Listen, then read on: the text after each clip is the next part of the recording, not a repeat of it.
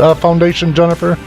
Yep, XIV Foundation, named after the 14th Amendment of the U.S. Constitution. Very, very nice. And Jennifer Gratz was also the plaintiff in the, was it a 2003 Supreme Court case of, is that right? Yes, my case went to the U.S. Supreme Court in 2003. That was Gratz versus Bollinger? Yes. And then thereafter, you were the executive director of the Michigan Civil Rights Initiative? Yes. Okay, and then also in the studio with us today again is Jim Riley, helping me co-pilot the ship. Jim, welcome back. Great to be here. And just a note, this first case that Jennifer was at the central core of was a challenge to the University of Michigan right here in our state, and was initially, was successful. So thank you for your, I think, tremendous efforts, and it's great to have you on the show. Well, thanks for having me. I appreciate it. You know, Jennifer, we were talking off the air just to kind of bring the listeners up to speed about my naivete, maybe. But after such a sweeping and decisive ballot initiative victory in 2006, frankly, at least in Michigan, I thought it became part of the Constitution of our state, and frankly, I guess from that point forward, I assumed we won and life was good. And I'm discovering now, after doing a little bit of research following last Monday's Supreme Court opinion with the Fisher versus University of Texas, that it looks like things have been derailed a little bit between now and back in 06. So where are we really at with all of this? Well, the Michigan Civil Rights Initiative did pass in 2006 by a 16-point margin, and listeners will recall that the Michigan Civil Rights Initiative, it ended race and gender preferences in public contracting, public employment, and public education. And Jennifer, just let me interrupt here, because that's essentially what it said. It was a very short, one or two sentences at the most, isn't that correct? Yeah, the operative clause was the state shall not discriminate against or grant preferential treatment to any group or individual on the basis of race, sex, color, ethnicity, or national origin in the operation of public contracting, public employment, and public education. And who could be against that? Well, there are a lot of organizations, a lot of elite that were against that. General Motors, the Catholic Conference, unions, both candidates for governor. Dick DeVos was running for governor on the Republican side, and Jennifer Granholm, of course, on the Democrat side, opposed it. Mike Bouchard, who was running for U.S. Senate as a Republican, he opposed, as well as Debbie Stabenow. Terry Lynn Land, Secretary of State, opposed that simple language. So there were significant elites that opposed that language, but ultimately the people saw that language for what it was, and the people said, we believe in equality. We believe that our institutions should be judging people based on their character and their merit, not their skin color or their sex, and voted in favor of that constitutional amendment. Now, the day after voters passed that ballot initiative, Mary Sue Coleman stood on the University of Michigan campus and directed her legal team at the University of Michigan, as well as nonprofits and other legal forces, to look for ways to either go around the law or challenge the law. And sure enough, within just a short period of time after it passed, a lawsuit was filed by the radical group By Any Means Necessary. That's their name, By Any Means Necessary, and they'll tell you that when they say by any means necessary, they mean it. And so just after voters passed it, this radical group filed a lawsuit, and the lawsuit essentially said that simple language, the Michigan Civil Rights Initiative, which ended race and gender preferences, violates the Equal Protection Clause of the 14th Amendment. I completely understand if listeners are confused right now, because there isn't any amount of mental gymnastics that can get me to the point where I understand how anyone can think that equality violates the Equal Protection Clause of our 14th Amendment. And that's exactly what the lawsuit was about. And just last November, the Sixth Circuit Court of Appeals, down party lines, all of the judges that were nominated by Democrat presidents voted or decided that the Michigan Civil Rights Initiative does indeed violate the 14th Amendment of the Constitution. Now, that said, the Civil Rights Initiative is still in place in Michigan. There's a stay on that decision, and the U.S. Supreme Court has agreed to hear that case. So coming in October, there will be another case involving Michigan and race preferences and really voting rights that the Supreme Court will hear this upcoming October. And I believe that the court will side with the people of Michigan and say the people absolutely had a right to vote on this, and that this does not violate the Equal Protection Clause of the 14th Amendment. Now, Jen, the case that will be before the Supreme Court coming up that you outlined, that's something that Attorney General Schuette has put together. Is that correct? That's correct. Mike Cox, initially, he was the Attorney General when all of this came about, and he defended the initiative, and thankfully Attorney General Schuette has also been a strong supporter of equality and of the Michigan Civil Rights Initiative, and he's defended the people's voice on this issue. Trying to read the 14th Amendment and trying to determine what of those two sentences from the Michigan Civil Rights Initiative would conflict with it.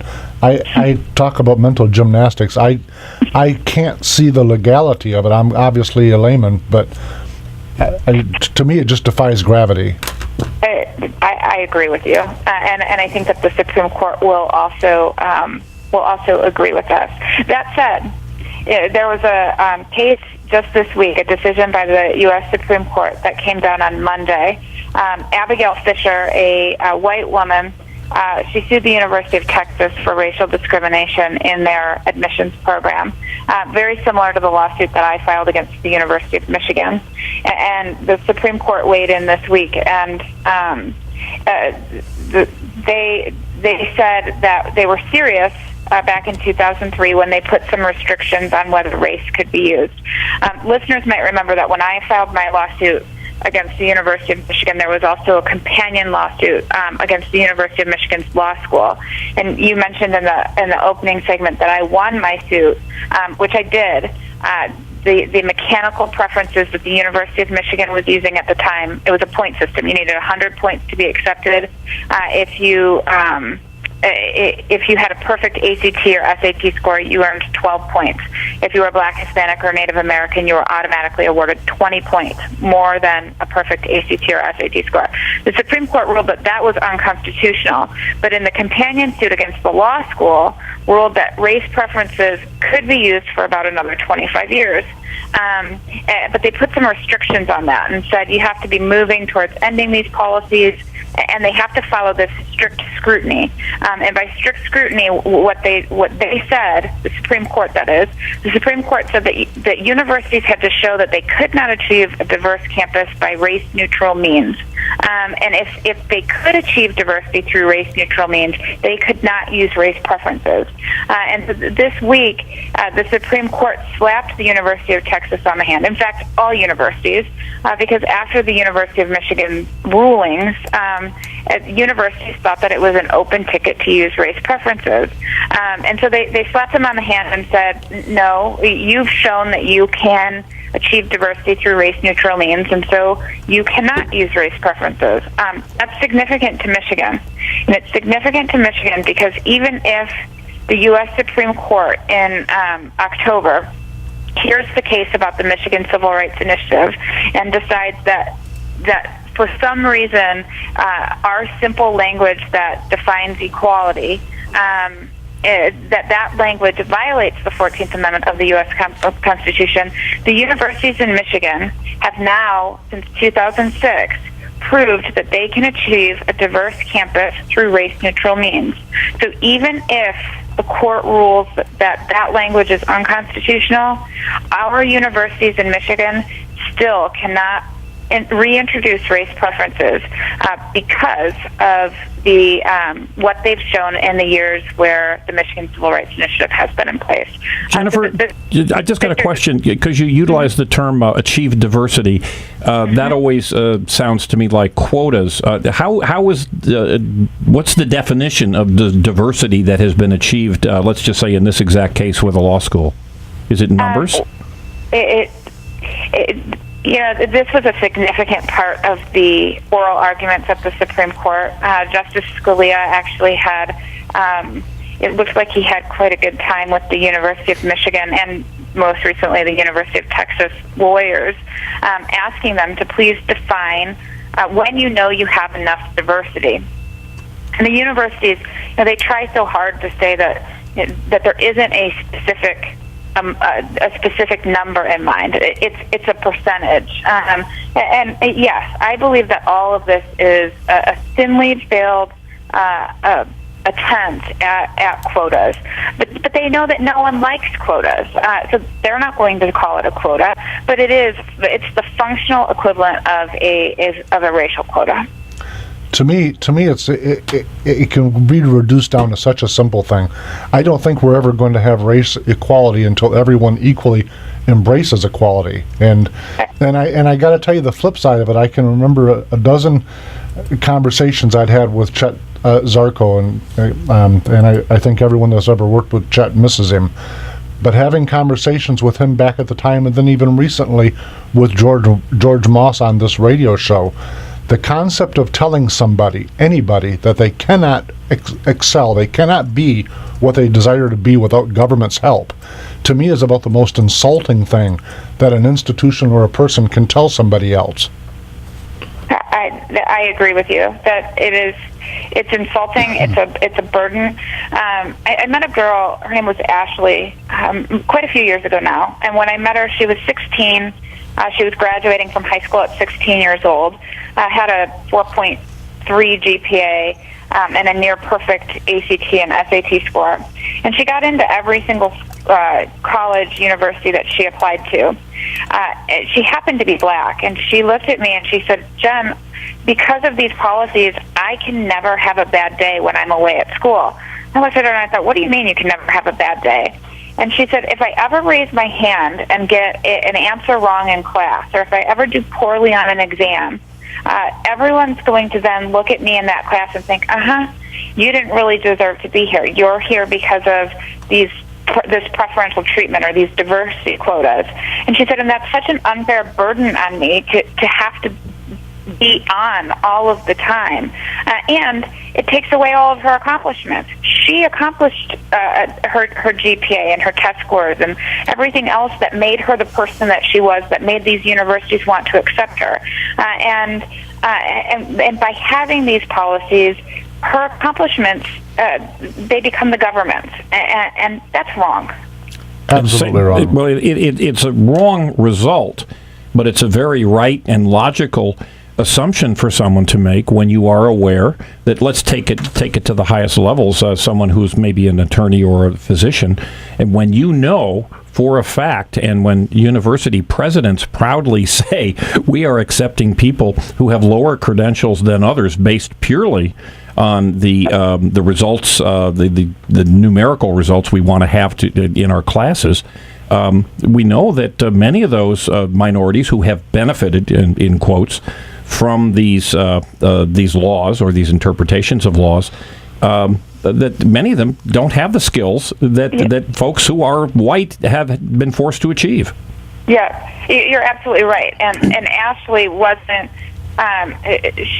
blaming students for thinking that way. She was blaming the policies, and she thought the policies should change. That's one of the unintended consequences of these policies, is that the intended beneficiaries, those who don't need the preferential treatment, are then looked at in a way as if they did need it, and that is unfortunate. I got to tell you though, Jennifer, in my view, I have a slightly different perspective on it. I was born with a congenital heart disorder, and so early in my childhood, I was getting some homeschooling done from the public school system, and it was all through the Michigan Rehabilitation Center. But then as I became an adult and started getting a job, I remember very clearly I was working at a bank a couple years out of high school, and I looked up to see some suit and tie folks from the local state rehabilitation center that were there to speak to my employer, to tell my employer what they could give my employer to benefit my employment. And I have to tell you, it was the most absolutely insulting day of my life, and frankly, it probably carved my political position going forward, that the state or the government in general placed themselves in such an arrogant position over my life. And I pause now at 52 years old with 4 daughters and 9 grandkids and ask myself, what would my life's achievements have been if I would have embraced their protective wing? I don't think I would have. Not that I've moved mountains, but I do have some achievements that I'm proud of, and I think, frankly, they would have erased them. Yeah, I agree with you. I agree with you, and I think that Ashley would also agree with you. Are you getting any sense from the discussions before the Supreme Court decision and the analysis since that this next decision, which I believe you said is in the fall, in September, October, that the current Supreme Court will vote in favor of what I think all of us here agree is in logic and fairness? It's always dangerous to try to read tea leaves with the U.S. Supreme Court. But that said, everything points in the direction that they will uphold the Michigan Civil Rights Initiative. A handful of those of the things that point in that direction are, first of all, the Grutter decision. That was the lawsuit against the University of Michigan's law school that went to the U.S. Supreme Court at the same time my case went to the Supreme Court back in 2003. In that decision, and that was the decision that allowed race preferences to continue for about another 25 years, in that decision, Justice O'Connor, who wrote the majority opinion, she also pointed to the states that had already eliminated race preferences. At the time it was California, Washington, Florida, and actually it was Texas, and said all states can and should be moving in that direction. So at that point, it appeared as if she was giving the A-OK to these ballot initiatives. On top of that, the day after voters in Michigan passed the Michigan Civil Rights Initiative, Justice O'Connor happened to be speaking at a college campus in Ohio, and she was asked what she thought about voters taking this action. And she said, and I quote, that it is entirely within the rights of voters to do this. So I think that that's significant. And again, I think that this decision that just came down this past Monday involving the University of Texas is very significant. The Supreme Court has shown that they barely tolerate these policies. It's not an open ticket. I don't think that they should be tolerated at all. But the fact that they are barely tolerated, I think, bodes well for the Michigan Civil Rights Initiative. And finally, the third piece of this is my opponent's arguments are a little two-faced, if you will. When the University of Michigan argued in front of the Supreme Court back in 2003, they claimed that they needed these policies to create a diverse campus, and they made the argument that the diverse campus was for the benefit of everybody, not just for the benefit of what they would call underrepresented minorities. And that was key in the decision that the Supreme Court issued. It was very clear that if these policies were specifically for the benefit of underrepresented minorities, they would be unconstitutional. It was that these policies were educational for everybody. And the reason that that's significant is because the Sixth Circuit's opinion on the Michigan Civil Rights Initiative, it hinges on there being this undue burden on minorities to undo this, what Michigan voters did. And the only way there's an undue burden on minorities is if the University of Michigan was lying to the Supreme Court when they said that these policies benefited everyone. I would suspicion that they were. The Supreme Court will uphold the Michigan Civil Rights Initiative. Jennifer, we're out of time for this segment, but do me a favor before we go to a break. Is there a way that people can reach out to your foundation? Yep, it's xivfoundation.org, and we're also on Facebook as XIV Foundation. Very nice. Jennifer, once we get past the next ruling, I'm hoping to have you back on so you can help us interpret what we're trying to understand.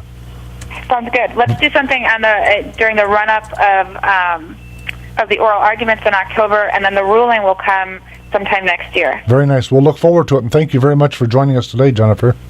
Thank you. Thank you, Jennifer.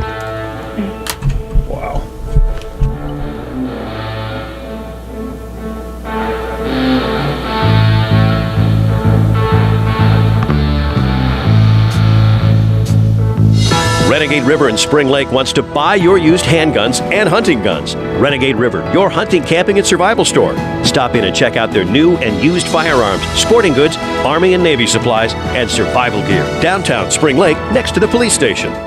Be a survivor, not a statistic. Renegade River in Spring Lake has new and used handguns, hunting guns, sporting goods, and survival gear. Protect your rights and your freedom. Ask about their CPL classes. Renegade River, next to the police station at downtown Spring Lake. You've heard me talk about how much I love Carbonite Online Backup. Well, right now, when you purchase a 1-year Carbonite subscription, I have great news. You get an additional 6 bonus months free. So whether you have one computer at home or several at your small business, now is the time to start backing it up to the cloud with Carbonite Online Backup. Go to Carbonite.com today and use offer code Kim to start that free trial. That's Carbonite.com. The offer code for 6 free bonus months is Kim. Hi, everyone. Jay Farner here with Quicken Loans. Today's mortgage rates are just about the lowest that we've ever experienced. But because these super low rates fluctuate, Quicken Loans has a great new way for you to find out what the current mortgage rate is for a 30-year fixed rate mortgage right this instant. Just pick up your mobile phone and text the word RATES to Amaze. Text RATES to 26293 to see the latest mortgage rate on a 30-year fixed-rate mortgage. Again, simply text RATES to Amaze. That's RATES to 26293. At Quicken Loans, we always provide you with the latest technology designed to give you an amazing mortgage experience. Maybe that's why for 3 years in a row now, J.D. Power & Associates has ranked Quicken Loans highest in the nation in customer satisfaction for primary mortgage origination. Again, text RATES to Amaze 26293 and discover for yourself why Quicken Loans is engineered to amaze. Standard text messaging rates apply. For J.D. Power & Associates award information, visit jdpower.com. Equal housing lender. Licensed in all 50 states. NMLS number 3030. I'm at a local golf course to talk Gold Bond powder with the Phillips foursome. You guys look uncomfortable. Man, it's humid. My shirt's stuck to my back. My feet are funky. And I'm itchy in all the wrong places. Phillips foursome, relief starts now. Good. Gold Bond medicated body and foot powders are proven to relieve itch, odor, and wetness with that cooling, feel-good, refreshing kick. Feels great. Itch-free, baby. Couldn't be happier to hear that. Gold Bond powder. Relief starts now. Whoever came up with the saying, put your money where your mouth is, must have had some dental work done. Just a filling can cost over $100. And other procedures like crowns and root canals can cost you hundreds more. Without dental insurance, you could be putting a lot of money where your mouth is. Fortunately, you can get dental insurance for less than $1 a day. This isn't a discount plan. This is real dental insurance that can cover over 300 procedures, everything from cleanings and fillings to crowns and dentures. To have a free information kit mailed directly to you, call Physicians Mutual Insurance Company, 1-800-719-5536. Your acceptance is guaranteed for one of these insurance policies, even if you're retired or on Medicare.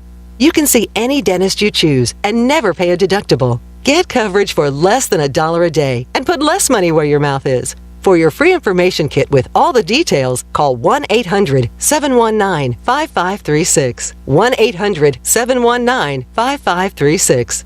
Be a survivor, not a statistic. Renegade River in Spring Lake has new and used handguns, hunting guns, sporting goods, and survival gear. Protect your rights and your freedom. Ask about their CPL classes. Renegade River, next to the police station at downtown Spring Lake. Renegade River in Spring Lake wants to buy your used handguns and hunting guns. Renegade River, your hunting, camping, and survival store. Stop in and check out their new and used firearms, sporting goods, Army and Navy supplies, and survival gear. Downtown Spring Lake, next to the police station. News Talk 1090 is the talk of Muskegon. Welcome back. You're listening to the Renegade River Show, and my name is Mike Hewitt, and we're still in the studio with Jim Riley. Yes, still here alive and well with my my ailments. We all have our ailments, don't we? Oh, man, we're getting older. That's right. Time passes as always, Jim.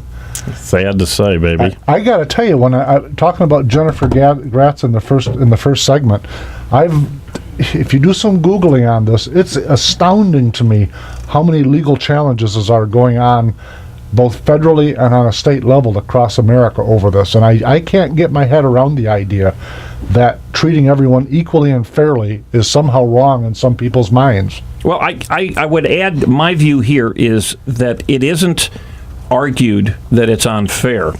It is used by a political party political partisans, primarily the Democrat Party, but other subgroups within it, to gin up hate and fear, to say that if this doesn't, if fairness, as defined by the people, the voters, will in fact be determined to be barriers for minorities to entering into college and entering into law schools and med schools and the like. And it is distorted. It is lied about. And you saw, my gosh, the outpouring when the civil rights, one small portion of the civil rights bill was overturned. It allowed the states 15 states to have the same rights as the rest of the states in terms of determining their own voting. But this is a political tool intended not for fairness or even unfairness. It is intended to gin up within minority communities and the supporters on the left, gin up anger, hate, rage, and fear of Republicans, and it's been very successful. A great tool for them. I got to tell you, one of the things that, when we had Jennifer on, and she'd made it was just a quip along with a greater point that she was trying to make, but one of the courts, I believe it was SCOTUS, but one of them had made the point that they think that we can slowly work ourselves towards equality in 25 years or so. And I remember thinking it before when I've heard it, and certainly it echoed in my mind when she was saying that again today, that it really, anyone that thinks that the Supreme Court's job is to find constitutionality or otherwise is really greatly naive and misunderstanding their role. They're everything that Thomas Jefferson warned us about. If their function were to decide constitutionality or not, then that statement would be as starkly political as it should be to anybody paying attention. Well, remember, there was, in fact, there were barriers to minorities that were horribly unfair. And the question today is, are those barriers still in place? I'll tell you this. We do know this. There are barriers in place against Asians. There are barriers in place against Jewish students. There are clear barriers, as we just found, against white students who actively and have achieved the goals that have been determined by the universities for entry, and have said, no, you cannot enter, because if you had these same exact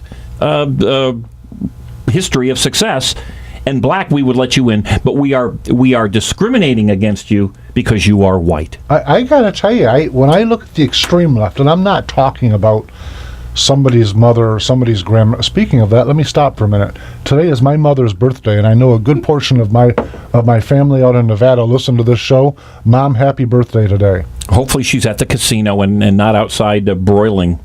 Yeah, when I talked to my sister yesterday, it was 116. And I heard it was 123 in Death Valley, and that was a record going back to 100 years ago when it was 134. And I thought, wait a minute, what do you mean 100 years ago? This is global warming now, not 100 years ago. That's proof that it just gets so cooling. Darn confusing, doesn't it? Yes, it does. Anyhow, on this topic, I don't... I understand your rationale, but when I look at the very this is not my rationale. I'm just parroting. I think it's a true rationale, but when I look at the extreme left, there's an activity in motion that's designed to divide America, and the more divided if they can divide white people from white people, they're going to. They want to break everybody into little dinky segments, and I really believe that. Well, and again, why break them apart? So that you can go to government and the government agencies to get the result that you want, to make things fair. That there is pure logic in this. Splitting your enemies, or splitting the population into parts, so that they will then feel their only hope for a fair outcome is to go to government. It's a very clear and logical plan if that's your ultimate goal. If they destroy family and they've weakened education to the point where people don't even know who the Speaker of the House is or what that position is, if they destroy what are the basic underpins of our society, your thinking is that the goal is to leave them in power, and I got to tell you, I'm not a conspiratorialist, but I think that they've got a much grander plan than just keeping their own butts in power. Well, we see the results of the government mindset when you see the cities like Detroit, you see cities like Muskegon Heights, school systems like Detroit, Flint, City, Muskegon, they are the absolute result to the poor citizens who are prisoners within those cities and those school systems is awful. And yet, if you talk about getting involved with a financial manager coming in or any other things to fix it, the people who are actually making money from it, who are doing very well under this disaster, they scream bloody murder, and for some reason, they are the only ones who seem to get on television and in the media. But it still goes to the electorate. So if you look at, we'll use Detroit just because it's such an easy target. Its educational results, I've said before, are on par with Haiti in what was the other? I can't remember. I'd be surprised they're as good as Haiti. Haiti and Cambodia. It's on par with Haiti and Cambodia, literally. And so you got to wait a minute. After 240 years, that's truly the result, and that, in my mind, cannot be by accident. If you go to North Muskegon High School and look at the results and compare it to Detroit, it makes George Moss correct. There are two Americas, and that didn't happen by accident. Well, I'm not sure what's in their hearts. I know where you're coming from. I don't know. All I do know is this, that politicians are mostly interested in getting reelected, be they Republican or Democrat or third party or what have you. And the ultimate result, certainly from the Democrat Party and to a lesser extent the Republican Party, but the ultimate result of splitting people apart and saying your only hope for fairness, your only hope for ultimate success in life is to give us more control, give us, and by us I mean the politicians and all of those millions upon millions of government employees that we have in our communities. And I'll give to me the perfect example is the educational establishment has told us it's not fair to compare the city of Detroit with the city of North Muskegon. They have better parents in the city of North Muskegon. No one will deny that.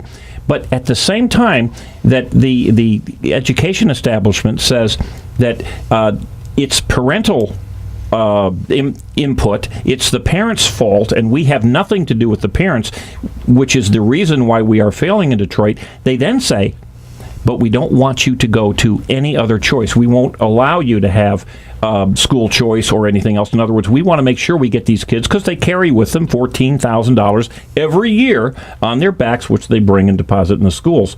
So they benefit. The teachers and the teachers' union and the employees of the schools benefit wonderfully. The children and the parents, and of course the city, do not. I used to work for this fellow named Tommy, and Tommy left a life lesson for me. He said the human mind is one of the most powerful instruments there are because it can rationalize anything. And I think a lot of folks, maybe on both sides, but from my vantage, certainly in the minds of folks who think it's great to tell somebody you can't achieve without my assistance, it goes to that thinking. There we go. They can rationalize anything. It's like Jesse Jackson. I don't know how he can sleep at night but using his words, by the way, what he does to his own people. He refers to my own people. So what he does to his own people, to me, is criminal. I can't fathom it. I don't think he cares. No, he doesn't care. He's making himself very wealthy. Yeah, but he's able to make his people think that, in fact, he is working for them.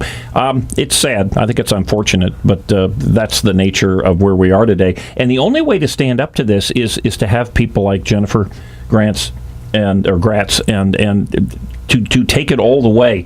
She is, to me, one of the great heroines of our day. There's a wonderful story. I posted it on MuskegonPundit.com, but it's also in the Wall Street Journal if you can find it. I believe it was yesterday. James Taranto was arguably the most read columnist in the country. He writes a daily column in the Wall Street Journal, but he made a special additional column which was in the Journal yesterday, or at least I posted it yesterday, giving a little background about Jennifer's history and the abuse that she experienced when she was fighting this fight to get the fairness that she truly deserved. She had the grade, she had the SAT, she had the ability to get accepted to the University of Michigan, and she continued to fight. It's a great story, and to me, that's where we are in this country. We've got to address. You're one of my heroes, also. You are out. You are bringing the message. Well, you're bringing the message to the folks. One of the biggest problems we have in this country is self-censoring. So many people do not know what's going on. So many people get all of their news from NPR or ABC or even just simply Fox. You've got to get both sides to get a sense of what's going on in this country, and we are so divided. Jim, I got to tell you, this is not a shot at NPR, but I can't listen to them because they talk to people like they're in third grade.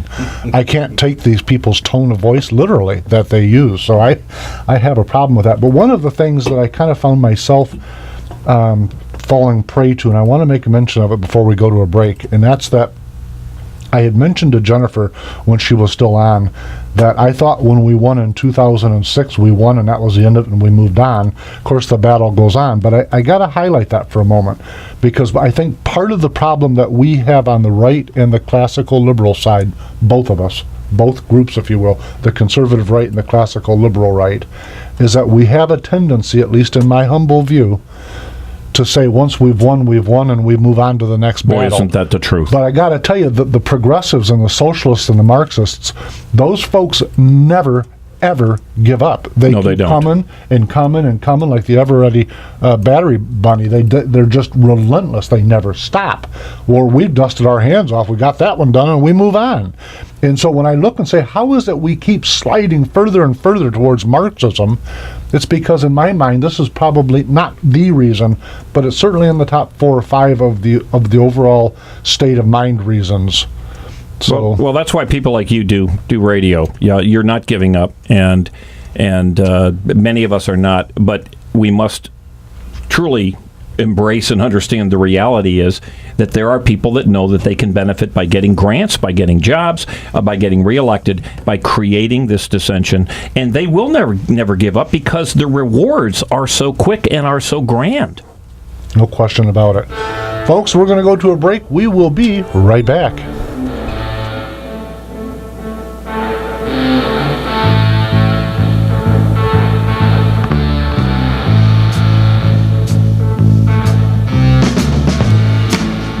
Renegade River in Spring Lake wants to buy your used handguns and hunting guns. Renegade River, your hunting, camping, and survival store.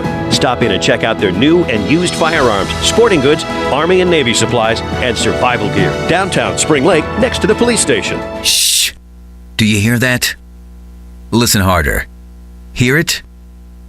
That's the silent, empty life of someone without iHeartRadio. What a cold, soulless existence. Put some life in your life with iHeartRadio. Listen to 1,500 live stations. You can even make your own custom stations right on your smartphone or tablet. Best of all, it's free. Download the iHeartRadio app at iHeartRadio.com. Dash cams aren't just for the police anymore. With the Commando Dash Cam, you now have the same protection as law enforcement. They're using theirs to prove that they did the right thing. I use mine for the same reason. The Commando Dash Cam records in HD when you're driving. You have a record of what's happening on the road around you. And if you have a teen driver, the Commando Dash Cam can be a lifesaver. People do the right thing when they know that they're being recorded. The Commando Dash Cam is small and fits snugly on the top of your windshield. Easy to install and operate, and it comes complete with all accessories, including rechargeable, long-lasting lithium-ion batteries, the recharger, and a 4GB flash memory card. And right now, the Commando Dash Cam is 20% off. The police use one, shouldn't you? Find the Commando Dash Cam only at my store, store.commando.com. With the Commando Dash Cam, you now have the same protection as law enforcement. That's store.commando.com. KOMANDO.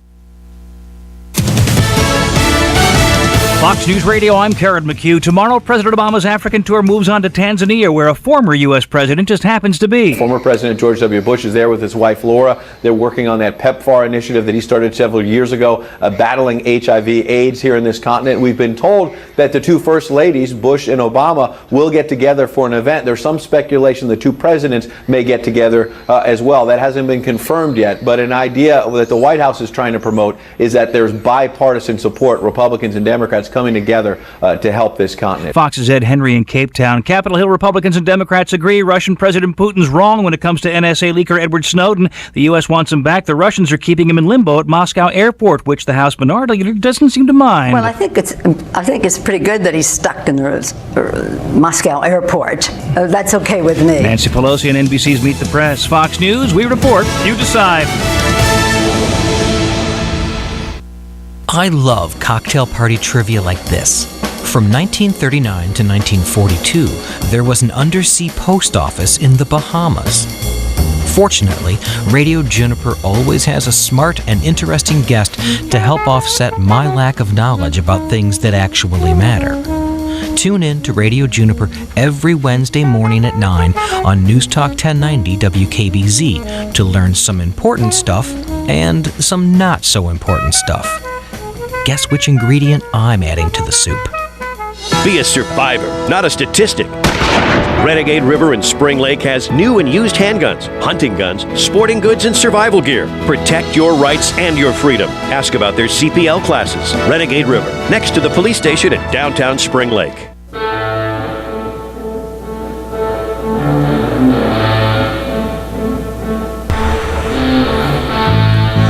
Welcome back. You're listening to the Renegade River Show, and my name is Mike Hewitt, and we're still here with Jim Riley. Hey, still here. What a great day, and it's great to be with you guys.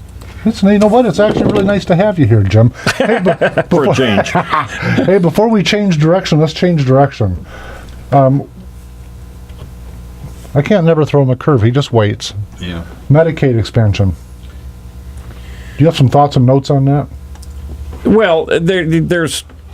I think you're referring to the Medicaid expansion in the state of Michigan and the possible vote that was put off, last week by the Republican-controlled Michigan State Senate that would confirm it, because we know that the Republican-controlled House of Representatives in our state has passed the Medicaid expansion vote, and we know that the governor has said that he would sign it. So the only thing that would keep this from becoming law, which would expand the Medicare by 400-some thousand people, is a few senators. The Democrats are 100% united and very vocal in their support of this expansion, and some Republicans have been open and vocal in their disagreement, and they've stated that they will vote against it. We've had, I believe, sadly, too many of our Republican senators not saying anything, sort of hiding in the tall grass, and not letting us know where they're going to vote. But if this happens or it does not happen, there are repercussions on both sides. And if you read the local newspapers, MLive is our primary contact on this, but listen to the news. The media, not surprisingly, seems to be almost united in the fact that this would be a great idea because we're giving free stuff to another, 300,000-400,000 people.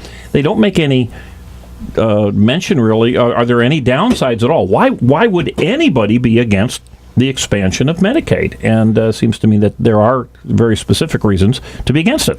No question about it. It's fascinating to me because it seems, frankly, that both sides of this debate, at least in Lansing, both sides of the Republican debate, and certainly the difference between the Democrats and the Republicans, in other words, all inclusively, it seems to me, and I'm hoping I'm wrong, but that most folks over there are thinking that there's either one choice or the other.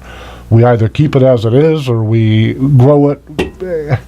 Mean Medicaid? Medicaid, but overall, the way we are mechanically paying for our health care right now, and what I'm referring to really is one of two choices that they seem to be.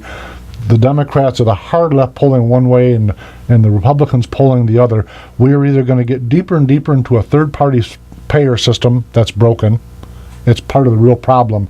It's why we have $9 Motrin tablets and $6 cotton balls. Well, Let me just explain what that is, because I remember I did not know what that meant initially. That means that someone else is paying for it. And you know this. If you're a child and mom and dad are paying for a new bicycle, for instance, you want the best bicycle you can get. As long as someone else is paying, you have absolutely no interest whatsoever in the cost, but you have great interest in getting the best out there. It's a fascinating thing. So let's picture it. I used this example here a while back on the show. You're walking into a Ford dealership, Chevy, I don't care. You're walking into a dealership and you're pointing at a car that's equatable to a Ford Focus. And you say to the salesperson, I'd like to buy that car. How much is it? And he says, it's $5 million. And you say, holy mackerel, it's not worth $5 million. What are you thinking? And then he says to you, what do you care? You're not paying for it. And to me, that is the medical health care. Great analysis. Great analogy. That's what America's healthcare system is right now. It's insane. So you got the two extremes. You got the Republicans trying to fortress or make a third-party payer system work, which it will not work. We've now got 50 or so years proof that it will not work.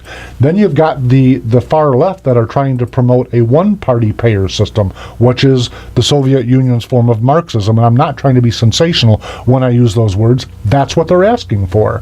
And I think to myself, wait a minute. Let's pause for a minute and let's look at the bigger picture and let's step back.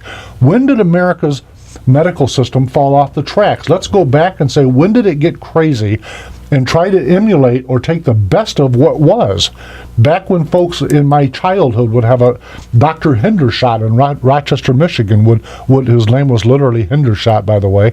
He would come to your house if you had to. You could go in and he just did it, and the prices were reasonable, and you got great, listen to this, careful now, you got great service. You didn't feel like you were cattle marched into a big room with a whole bunch of sick people hacking and coughing. And you go, wait a minute, something's really, really happened since the mid-'60s. And we've regulated and legislated. So at any rate, let me get off my soapbox. I do want to make a little bit of an announcement. Coming up on July 9th at the Pigeon Creek Lodge, which is located on Stanton Street in West Olive, Michigan. That's almost to Holland, is where West Olive is located. State Representative Mike Shirkey, he's the state representative from the 65th District, will be there in a town hall forum meeting. And for a little bit of background on this, and frankly the reason that I brought it up today is that town hall meeting. Representative Shirkey is the fella that, and to his credit, he's standing up saying, I'm the guy that really pushed hard to get this Medicaid expansion through. And let me just add, he is a Republican who voted with the Democrats on this. He's one of the relatively few Republicans. And again, to his credit, he is willing to stand in front of probably a hostile crowd of conservatives who are against it. I'm going to be at this meeting. I got to tell you, I'm really excited about it because, you've said on this show before that one of your frustrations with especially the Republican Party, but politicians in general, is that they'll do things and then not step forward and say why they did them. Now, understand, I don't agree with what Mike Shirkey's what he's done at all, but he is the fellow that pushed through the passage of the Medicaid expansion. I reject that as good sound politics, but to his credit, he's going to be there for a town hall meeting, and me, your humble host, as Rush might have said, I will be the moderator of that. And so I tell you that because it's I'm giving this guy some credit. He knows that I'm not hostile, but I'm not going to be aggressive and be a chair thrower, but I don't agree with it, and I get to be the moderator and say, what were you thinking? And then I come up with a long list of why these things don't work and what in the world are we thinking to expand them. So at any rate, it's at 12524 Stanton Street, West Olive, Michigan on July 9th, and it's going to be from 7 until 9 p.m. What day of the week is July 9th? Does somebody know? Oh, I thought you might have. I'm looking at it right now, and it is a Tuesday night. Tuesday night. So Tuesday night from 7 till 9 p.m., certainly he'll be there, and I'm going to guess that there will be other elected state-level representation from West Michigan that attend that. Will you have this posted on the Renegade River Facebook site? I will. It'll be on Renegade River Facebook, my own Facebook. With the address and all that. With the address and all of the particular details, but while I disagree with him categorically, I'm impressed that he's walking into the lion's den to say, this is why I did it. And I'm looking forward to it. But for those folks that are really wanting to engage, let me say it differently, please engage is what I'm asking the electorate to do. Educate yourselves, get involved, and this is one of those opportunities to really come to understand why what's getting ready to happen to us is going to happen. Now, if you want to agree with that position, great, but if not, get involved and help us change it. Well, here in Muskegon County, and I don't know if Jeff Hansen goes all the way down to Ottawa County. He does not. Okay, he does not. Well, Senator Jeff Hansen, who's been our representative for 3 terms and is looking now to get reelected for a second term, his final term as state senator here in Michigan, Republican. He has, to the best of my knowledge, not made his vote or how he plans to vote public. And it seems to me that, number one, it would be great to see him down there. But number two, if we're going to communicate with Jeff Hansen or any of the other senators out there who have not made their decisions public, this is a great opportunity for all of us to ask someone about what are the benefits. You know, there are certainly some benefits to expanding Medicaid, at least to some people. What are those benefits? And then we can hear some good questions and a wonderful moderator to maybe give us a sense of what's wrong with it also. No question about it. I understand that, at least on the senator. And for listeners, one of the important things to note about why we would like to have Senator Hansen there, I certainly would want Senator Arlen Meekhoff to be there. I understand that there's a strong possibility that Senator Pat Colbeck will be there. Is the next big battle that is coming? It's kind of what I was saying earlier. We have a tendency of thinking we won and wiping our hands off and moving forward. Folks, this battle is just beginning. Passing in the House, Snyder is on board. Just because the state Senate did not take it up before they went to break does not mean we won anything.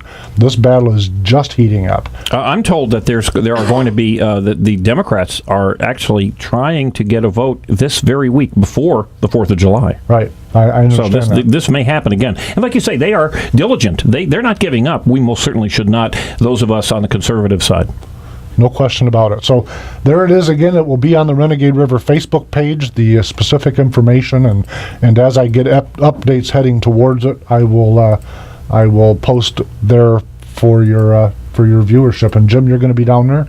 That's my plan. Okay. You know, I'm an older guy, so I might change my mind. But I expect to be down there. You know, I will say this, though. He is older. I will say this. As someone who is soon, within about a year, I will be eligible for Medicare. And I have had some minor health situations, so I've been in front of doctors and dentists a little bit this last few months.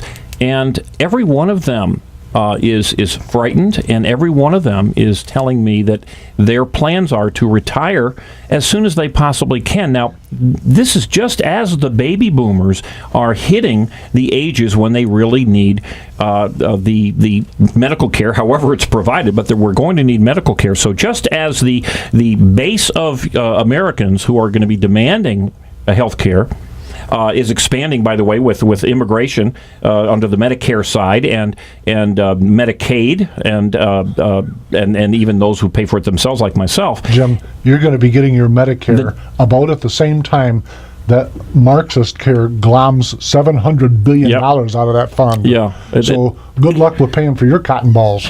More patients and fewer doctors and cotton balls getting rotten down in, where's that song? Anyway.